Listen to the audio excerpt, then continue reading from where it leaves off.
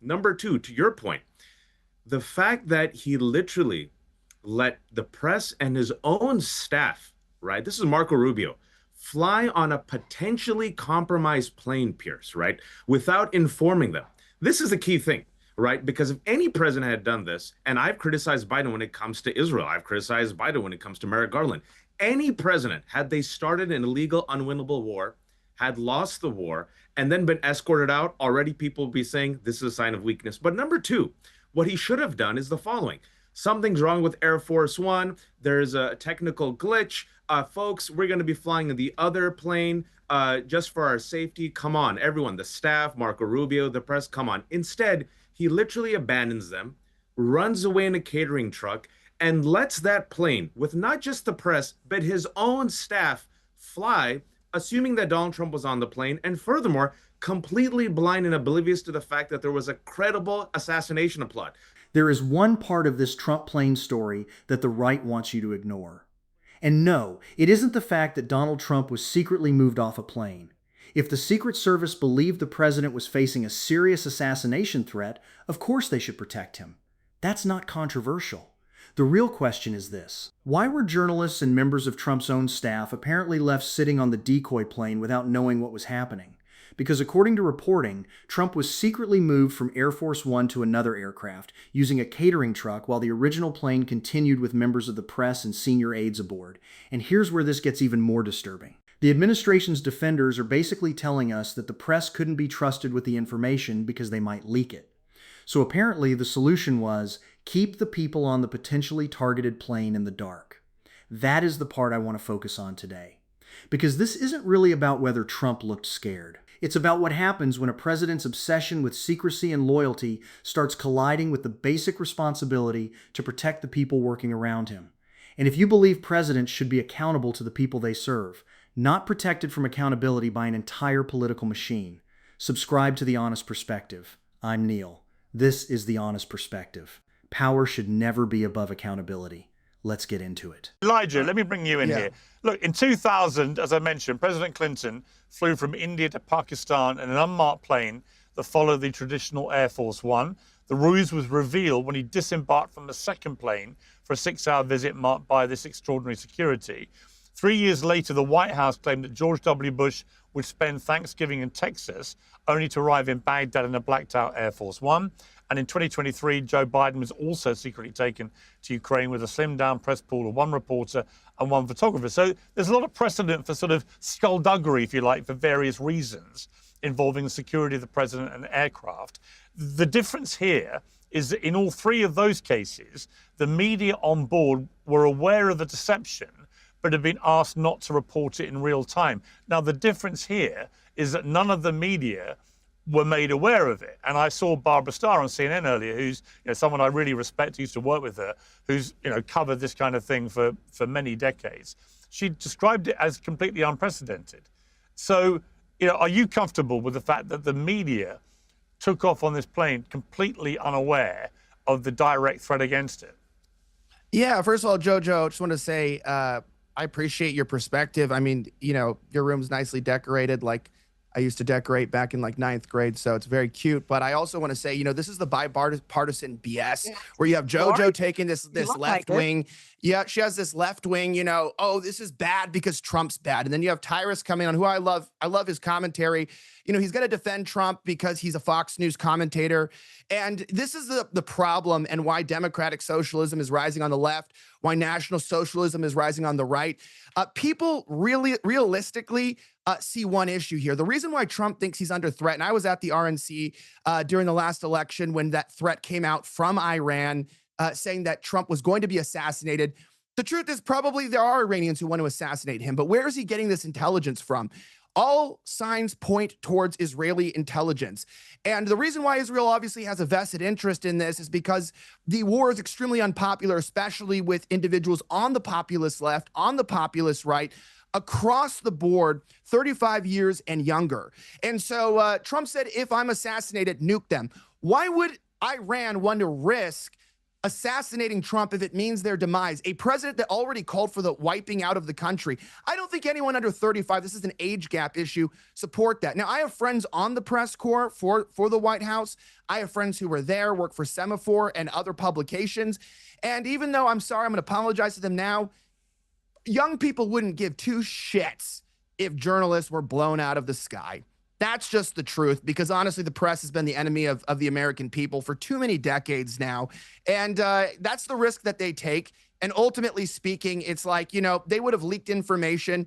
If Trump is actually under threat, then we know JoJo would have actually defended him if it was Biden. And Tyrus probably might have attacked, you know, Biden if he did the same thing. It's the job of the president to stay safe and for them to protect him. You don't know. And that distinction matters, because nobody is arguing that the president should announce his escape plan to the entire world. That's absurd. If you're moving the president because you believe there is a threat, operational secrecy is obviously necessary. But secrecy does not mean everybody has to be treated as disposable. There is a massive difference between telling the press, "Don't report this yet," and allowing people to board an aircraft while apparently not knowing that the president has secretly been removed because that aircraft may be the target. And notice something else. The defense here keeps coming back to the media. They might leak. They might report it. They can't be trusted. Fine. Let's assume that argument is completely true. Then what about Trump's own people? What about the staff? What about the officials who were apparently left believing the president was still aboard? The people who work for the president aren't abstract members of the media. They are human beings. And that is where the Trump cult's obsession with loyalty becomes dangerous. Because when loyalty to Trump becomes more important than transparency inside his own administration, somebody eventually pays the price. Let's keep going. Well, no, I'm just saying, go ahead. I'm an independent contractor. Pierce will tell you, I actually don't work for Fox. I actually met the president, and I like what he's doing. But I'm defending it's the idea. I don't care if you dislike, I don't care if I agree with maybe 40% of his policies. My issue is this. If you're going to come on and talk about an issue, talk about the issue. When people start talking about personal attacks, it's just, no one's listening to that. Calling him names, and I could do the same thing. I make a lot of money making fun of people in a comedy show. You are funny. You're a comedian. But when you're going to talk about the funny. president, people's lives were in risk. People's lives were at risk. It sucks. It was a bad situation, but we understand. But it wasn't the president's. It's what the Secret Service does, and it's ugly. And to not be able to have that kind of conversation, it's the president. No one's life should be focused around the president. No one should wake up in the morning and wonder what Donald Trump's having for breakfast. I could give a frog's fat ass. But what I do care about is we're going to have a discussion instead of talking about our personal feelings. Talk about the actual matter. If your issue is that the media was left out to dry, possibly having their plane blow up, talk about that. But leave the personal stuff out of it. At some point, somebody has to be the adult in the room. And ironically, this is where I agree with Tyrus on one very important point. Stop making this about whether Trump is personally brave. I don't care whether Donald Trump was scared. I don't care whether he looked ridiculous climbing into a catering vehicle. And I don't care whether somebody thinks Trump is tough. Those are distractions. The president's job is not to perform masculinity for television. His job is to make responsible decisions with people's lives. And if the Secret Service says, "Mr. President, get off that aircraft immediately," then get off the aircraft. That's what the Secret Service is there for. But here's where the administration deserves scrutiny. What did you do with everybody else? Because the reporting that has emerged is not simply that Trump switched planes. It is that journalists and senior aides remained aboard the original aircraft and apparently did not know Trump had been moved. Reuters reported that the original Air Force One continued as a decoy carrying press and senior aides. That is not a culture war question. That is not a Republican versus Democrat question. That's a national security question. And now listen to the final part of this debate, because this is where the hypothetical becomes very real. I also, as a journalist, feel very, very uncomfortable that if this threat was that serious that the president had to be removed in a food truck without anyone knowing, that none of these people left on the plane that was being targeted, apparently, had any idea that that was what may be happening. The reality is that Donald Trump is the president of the United States of America, and he's the only president, Republican or Democrat, in the past 47 years who has made the disastrous decision to join Israel in this unwinnable illegal war. That's a fact. The fact that he has kept lying about it, the fact that he has kept lying about the successes in the war, the fact that this war is ongoing, has killed thousands of people, the Strait of Hormuz is closed, it's affected the economy. Donald Trump has projected strength, but instead there's been weakness. So when there's an image of Donald Trump, the president of the United States, being escorted out in a catering truck, it reveals that he is lying to the public, that he is not strong, that America is not winning this war, that our national security is actually failing the president of the United States, because if there is a credible threat by Iran, it means that he felt compelled to remove himself from the plane. That's number one. Number two, to your point, the fact that he literally let the press and his own staff, right? This is Marco Rubio, fly on a potentially compromised plane, Pierce, right? Without informing them. This is the key thing, right? Because if any president had done this, and I've criticized Biden when it comes to Israel, I've criticized Biden when it comes to Merrick Garland, any president, had they started an illegal, unwinnable war, had lost the war, and then been escorted out, already people would be saying this is a sign of weakness. But number two, what he should have done is the following. Something's wrong with Air Force One. There's a technical glitch.